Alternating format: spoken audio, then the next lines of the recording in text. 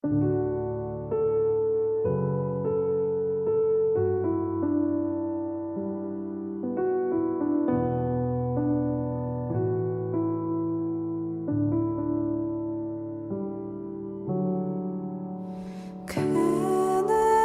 나의 주 아버지, 내 영혼을 불밭에 누이시고 새와 나무의 노래로 내 맘을 위로하여 주시네. 양들이 주인 찾듯이. 오늘 우리에게 주신 하나님의 말씀은 열왕기상 6장 27절에서 32절까지 말씀입니다. 솔로몬이 내소 가운데 그룹을 두었으니 그룹들의 날개가 퍼져 있는데 이쪽 그룹의 날개는 이쪽 벽에 닿았고 저쪽 그룹의 날개는 저쪽 벽에 닿았으며 두 날개는 성전의 중앙에서 서로 닿았더라. 그가 금으로 그룹을 입혔더라.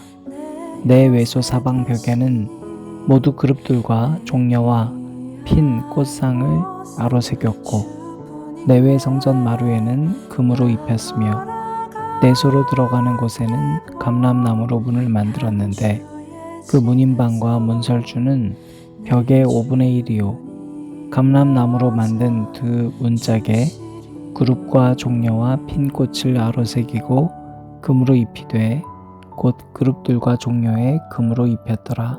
아멘.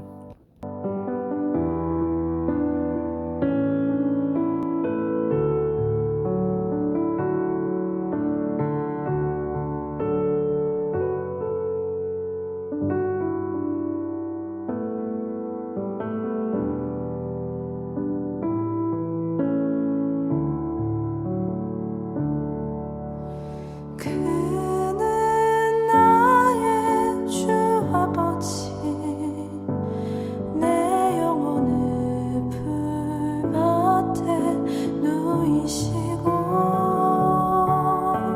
새와 나무의 노래로 내 맘을 위로하여 주시네. 양들이 주인 찾듯이 오직 한 분목자인 내 주님을 내가 찾고 또 따르니 주 곁에 나를 메어 주소서. 주는 내 피난처 내 요새 되시니 내 피할 곳은 주뿐이네. 나 돌아갈 내 본향 주의 집에서 내 주님 맞아 주시리. 주는 내 피난처 내 요새 되시니 내 피할 곳은 주뿐이네.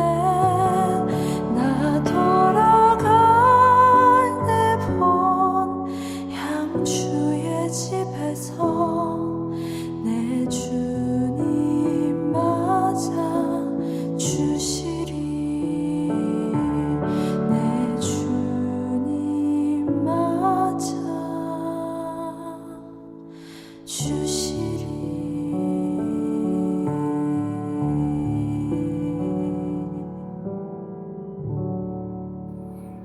오늘도 우리 주님의 크신 은혜와 사랑이 저와 여러분에게 가득하기를 바랍니다.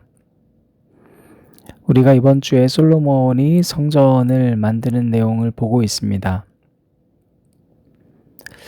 여러분, 우리가 하나님께서 하나님 나라의 모형을 몇 가지 우리 인간들에게 설계하라고 주신 게 있죠. 그 중에 하나가 방주였습니다. 왜 하나님 나라의 모형일까요? 그것이 바로 심판을 막아주는 것이기 때문입니다. 그래서 그것에 순종했을 때 그 방주 안에 들어간 자들은 구원받았죠. 예수 그리스도의 예표이기도 합니다. 또 한 가지가 있습니다. 바로 성막과 또 회막입니다. 하나님께서 일일이 다 디자인하셨습니다. 방주도 마찬가지고요. 여러분 마찬가지로 그 성막이 교회의 모델인 것처럼 지금 솔로몬이 짓고 있는 성전도 사실 정신은 똑같아야 되는 겁니다. 하나님과 함께하고 있는 것, 하나님께 예배드리는 것이기 때문이에요. 그런데 솔로몬이 이 성전을 만드는데 하나님의 말씀, 즉 하나님과 대화하고 하나님의 말씀에 따라서 설계하지 않았습니다.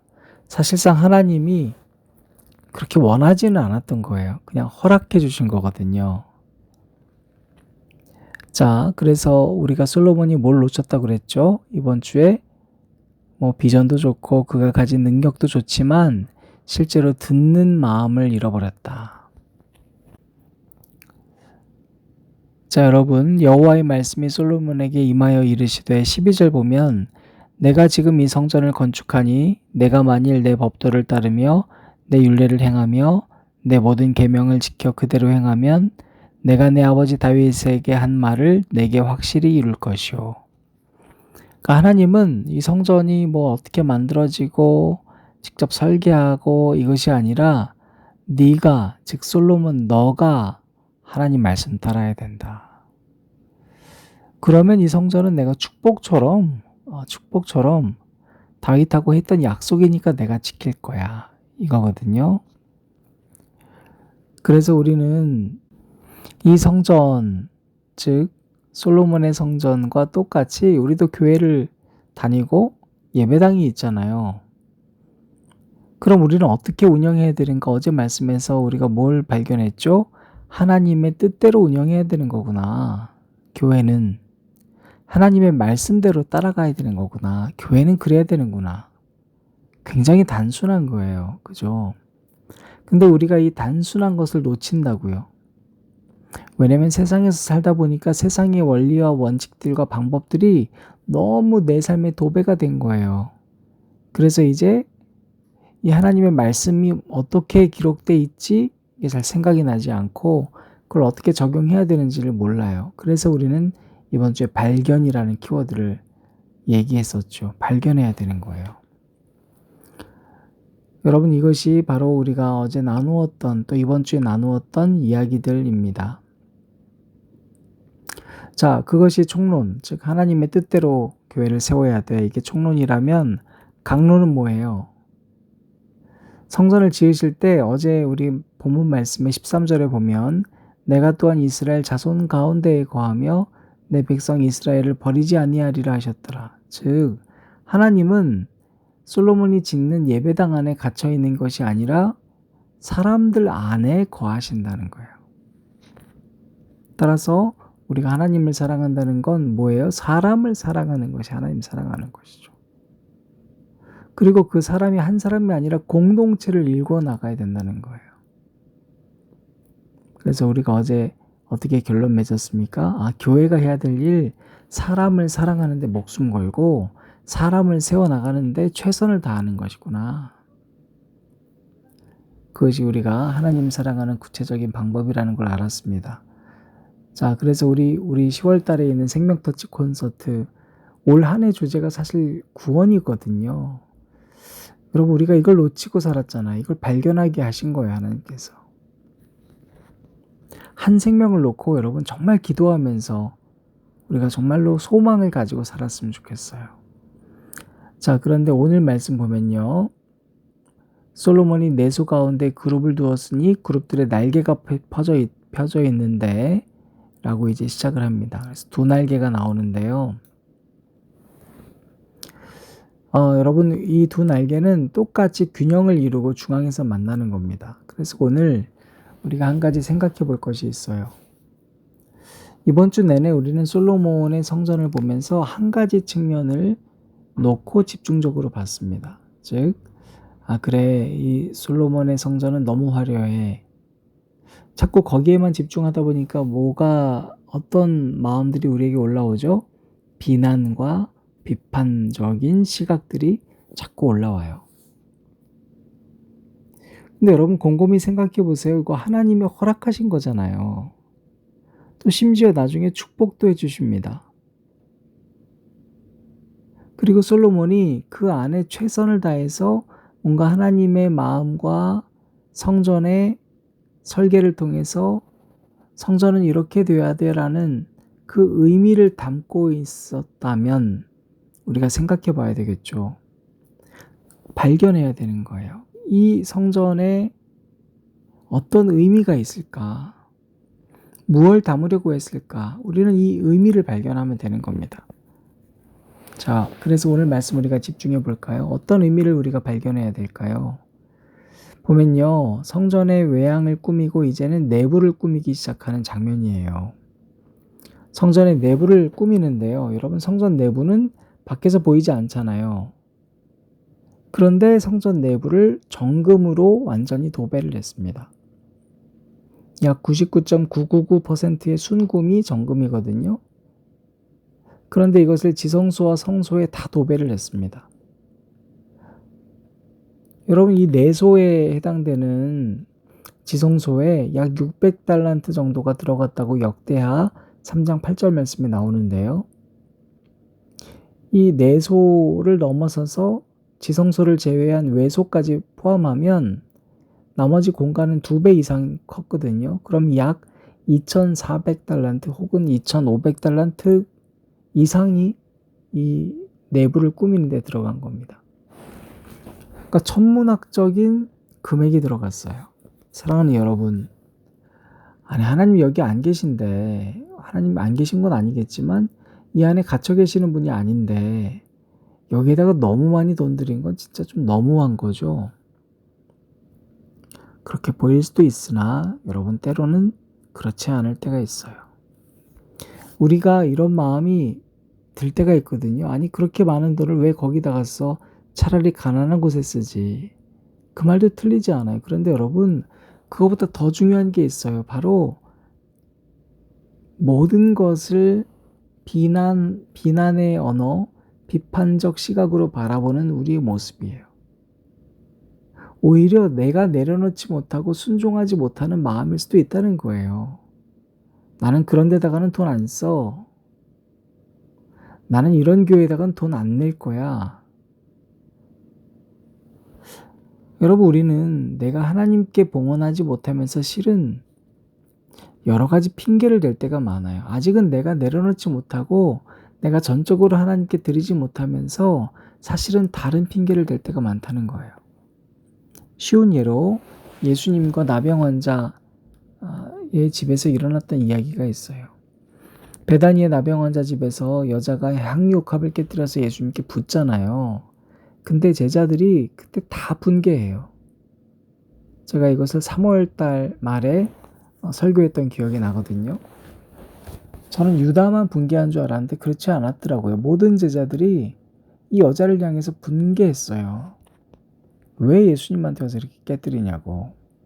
그러면서 뭐라고 하냐면, 가난한 자들한테 이거 팔면 얼마나 많이 도울 수 있는데 왜 지금 우리 밥 먹는데 여기 와서 이러냐고. 근데 그때 예수님이 이 여자 편을 들어줘요. 오히려 이 천하만국이 이 여인에 대해서 같이 알려지게 될 것이다. 이게 이해가 안 되죠. 근데 여러분, 우리랑 비슷한 점이 많아요. 우리는 난 다른 건 다 섬길 수 있어. 나는 교회 다른 건 다 도와줄 수 있어. 그런데 돈 내는 건 좀 어려워. 헌금은 좀 난 못할 것 같아. 교회에다 이거 헌금 내면 이상한 데다가 쓰잖아. 여러분, 이런 마음과 또 이러한 삶 가운데 있다면 우리 한번 점검해 보셨으면 좋겠습니다. 내가 원하는 곳에다가만 헌금 내면 여러분, 그거 하나님께 드리는 게 아닙니다. 내가 번 것을 내려놓을 수 있는가의 문제는 너무 중요한 겁니다. 몇 주쯤 됐는데요. 전화가 왔었어요. 근데 딸이 우리 교회에 헌금을 하고 싶다고. 근데 제가 뭐 그런 거 자세히 물어보진 않거든요. 알겠다고 그냥 기도 제목이 있으면 주시라고. 근데 기도 제목도 주지 않으셨어요. 그리고 조용히 헌금하셨어요. 여러분, 헌금하고 저는 그분이 누구인지 알려고 하지도 않았어요. 왜냐하면 그분은 철저히 하나님께 드리려고 하셨기 때문이에요.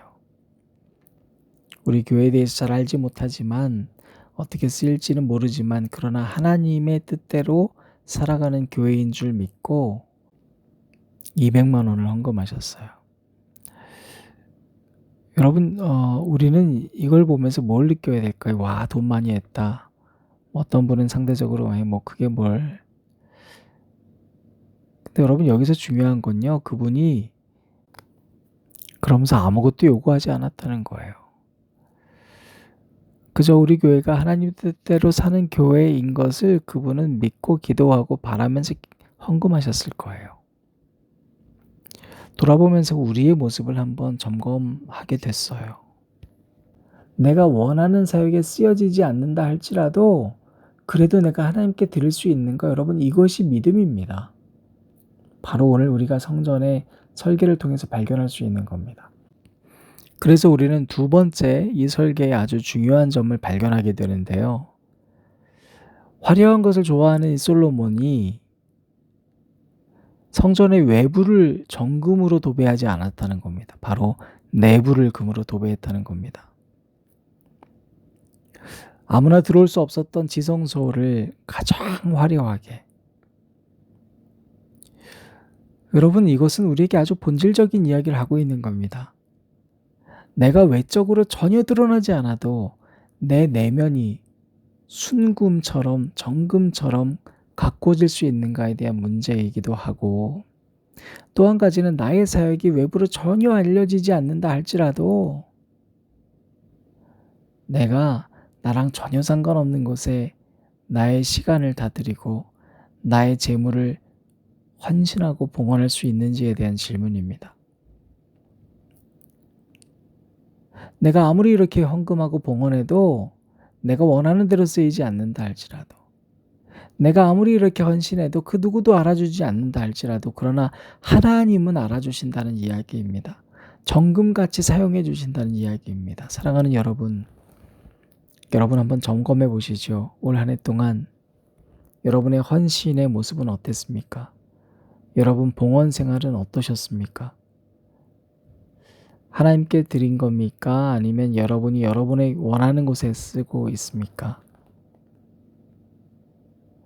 나로 인해 내가 헌신하고 내가 봉사하고 내가 헌금한 것들이 전혀 여러분을 드러내지 않는다 할지라도,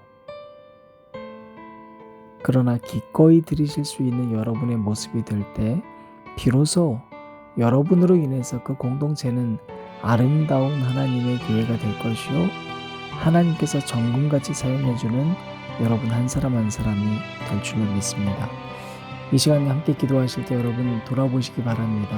내가 외적으로 치장하고 싶었던 것은 없는지, 내 내면은 순금으로 정금으로 설계되고 있는지, 그리고 나는 아까워서 하나님께 헌금은 제대로 못하고 있는 건 아닌지, 내가 알려지지 않을까봐 두려운 것은 아닌지, 우리 함께 기도하시기 바랍니다.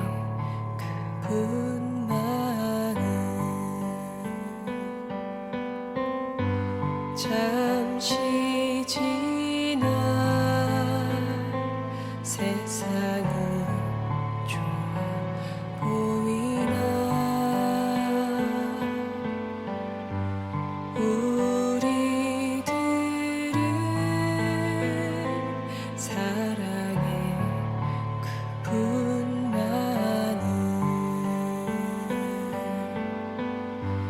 그러나 사랑은 소금처럼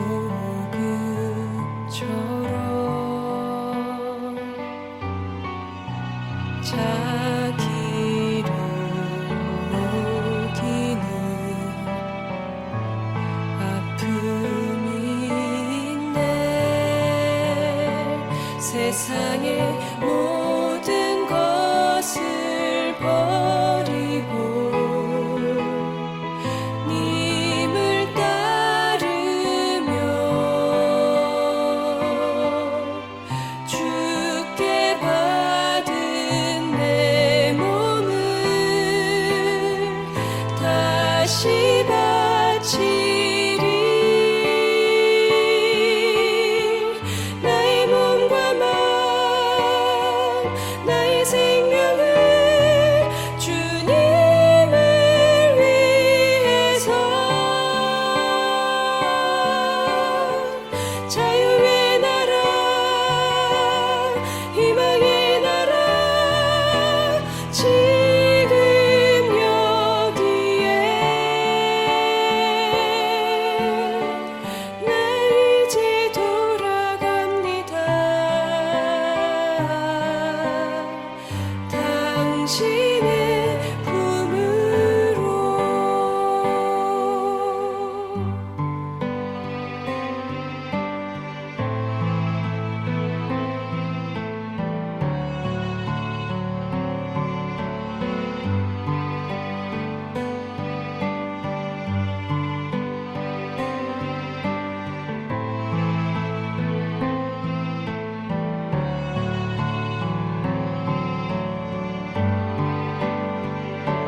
세상의 모든 것을 버리고